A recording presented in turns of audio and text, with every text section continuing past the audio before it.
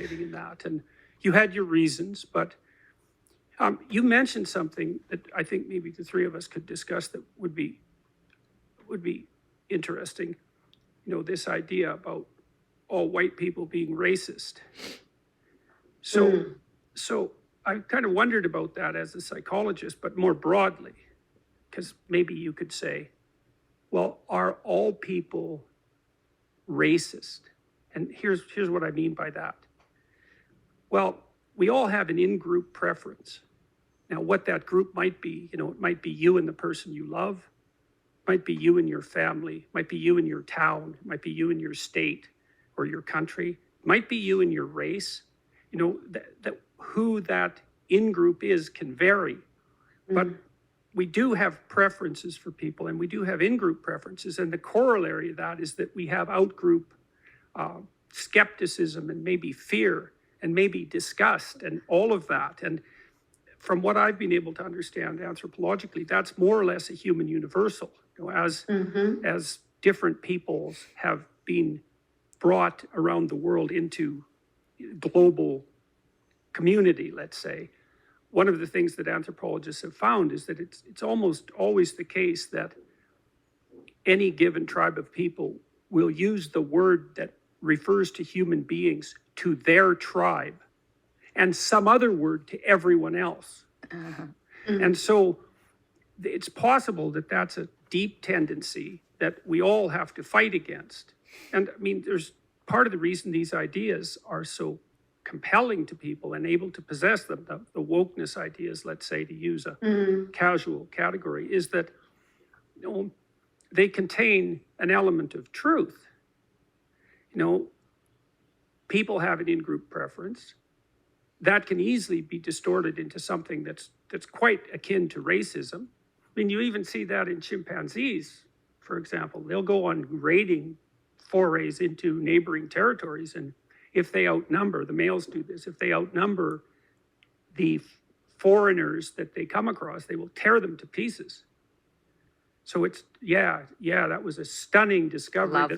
Lovely that primatologists made. Jane Goodall's team discovered that in the 70s. It was a real shock. Wow. Right. So they were trying to find all the nice chimps. Yeah, well, they're like, oh, they just rip each other to shreds. Whoa, okay. Yeah, exactly. Well, no one had any inkling previous to that human tendency for war, broadly speaking, was so deep that it was even shared by our, closest animal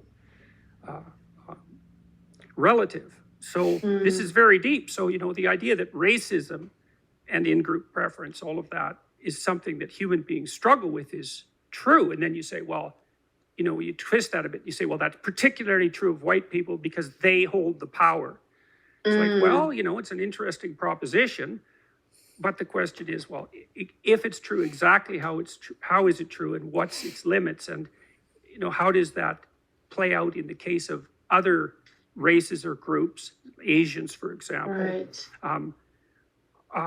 And what are the dangers of putting the idea that way? And what makes you so sure that that's also not true of your group? And how does power play into that? These are all genuine questions that we should be asking ourselves, instead of hammering home the idea that we have the answer to this. It's like, well, you said, you got elevated as a black woman in this. Well, it's very difficult to not see that as an exacerbation of your in-group preference, and then an exaggeration of that implicit or explicit racism on your part. And I think that's part of what you were rebelling against. Yes. And you know what? The questions that you were just asking before, those are the exact questions that I had. Just simple questions. And it started to signal again that something wasn't right here, that I couldn't even just ask the simplest questions, or at least felt that I couldn't. I could have, but I was much more scared of the consequences of asking the questions than leading with the curiosity of getting some kind of answer, right? And in my letter, Michaela, you read this part out earlier about the disempowerment of Black people. That's how I started to feel extremely disempowered. Even when people would say things like, yeah, it's because white people have all the power. According to who and in what context are we talking about? Does it which matter white where in the people? world you are? Which ones? Right? I had an experience like that. Not exactly like that. It was like that, but for me. And I was taking sciences because I'd switched out of humanities because there was a lot of, I was taking a course on Homer and it was Homer through the feminist lens. And I was like, that's not what I paid you guys for. So I switched into sciences, and about every couple of months, somebody would come in and they'd say, okay, for all the women in the room, I know you've had a much harder time getting to where you are than the men have. And I was just like, are you telling me I'm stupid? Like, what exactly are you saying here? And how dare you suggest that it was like insulting in kind of a condescending way, which was the complete opposite of whatever they were. Well, maybe it wasn't the opposite of what they were trying to do. But yeah, it's condescending and irritating. Yeah, well, it bugged me. Well, think about what that does in some sense. It makes your generic femininity and your generic vulnerability far more important than your individual particularity. And this is what I've been objecting to with regards to this group mentality from the beginning.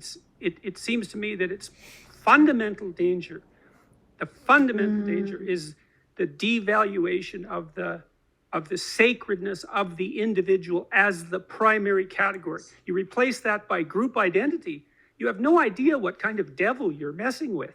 Or maybe you do to some degree. You experienced it a bit because you messed about with that devil and you got tempted, and 7,000 people told you were right.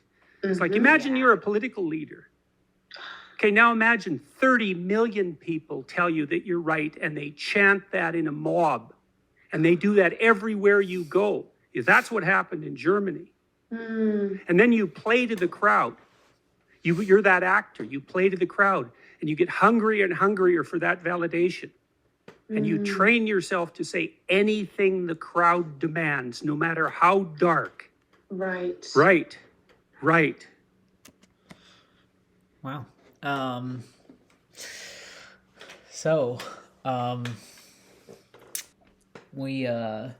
was called white privilege, or is what I searched for, Jordan Peterson on white privilege. And what do you think about that? Does that ever happen to you? Well, has that ever happened to you where you're, felt like, someone was making special accommodations for you because just based on, the fact that you're a woman, or because you're African American, trying to make, attempting to give you some sort of, privilege to sort of balance out everybody else?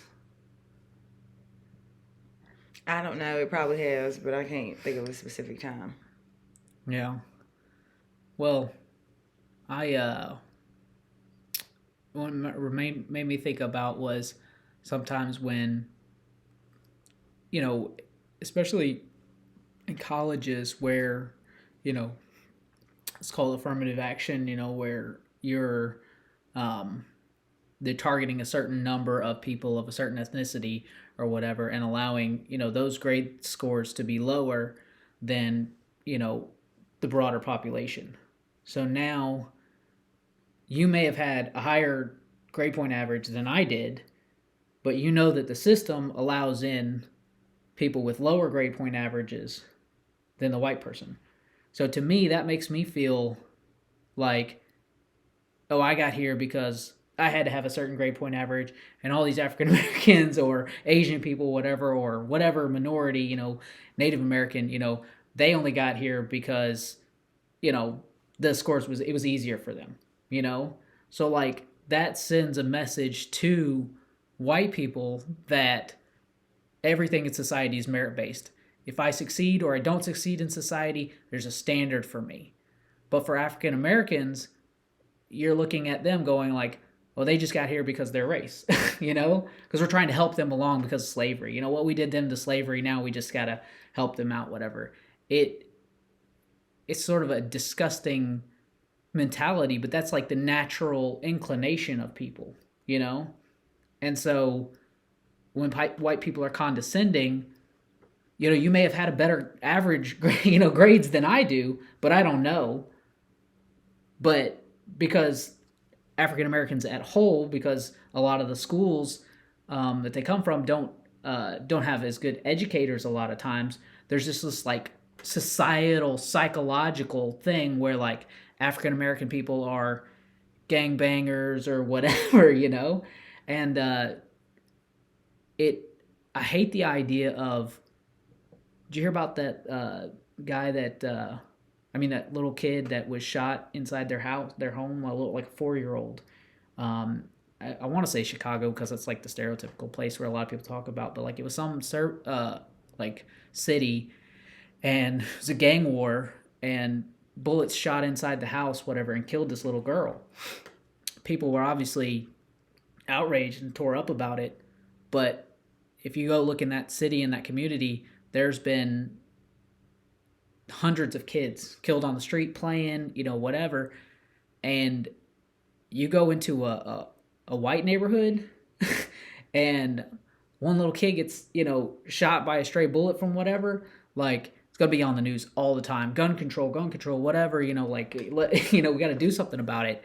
So it's like, but to me, the racist aspect of it's like, well, that happened in the city. That's what happens in the city. That's what happens in these communities where it's poor, Well, why is it poor? Why does it happen there? Oh, well, blacks, get shot by cops, so the cops don't go in that neighborhood anymore because of the racial tensions, So we're not going to police it. We're not going to give kids the opportunity to have a safe learning environment because cops are racist. You see how it's like it's a negative upon a negative upon a negative. Now African Americans or minorities in these communities feel like there's no police presence here and I don't have a safe environment to raise my kids. But when I go out on the streets, whatever, my kid's going to get shot by a racist cop, and so America sucks. The whole thing, sucks. Well, it's like...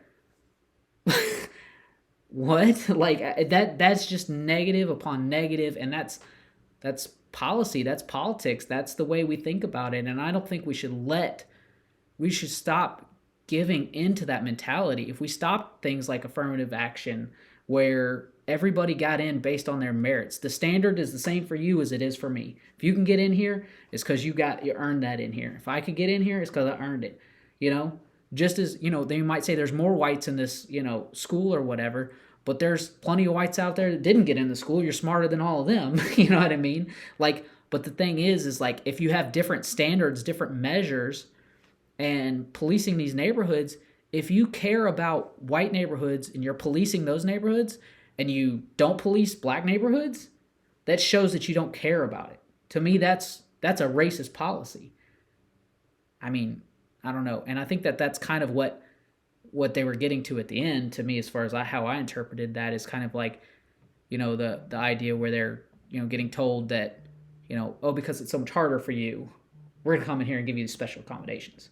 Not because of what you did, not because you're smart enough to be here, not because you're smarter than most of the men in the room, probably are. In my experience, most women are smarter than men, especially in college. So, I think that, I think the way that we think about race is awful, in general. And I think it needs to be addressed. And I think that white people obviously need to do better. And I think that this privilege that we talk about sometimes is because when we start talking about it like we're going to help black people, we're going to do this and this and this for disadvantaged communities, you don't do that unless you think of yourself as superior, Mm-hmm. I want African American people to like take the lead on that, and say, this is racist what you're doing. This is how we want it to be. We want to participate in this way, and demand that respect that is deserved. I don't know, I went down on a total tangent. So anyway, any thoughts? Any other thing? All right. Well, thank you so much for watching the Johnny Random Show. As always, come back in, catch our reactions. We're different than every other reaction channel. You could tell that. So we appreciate you watching, and please like and subscribe, and we will see you next time.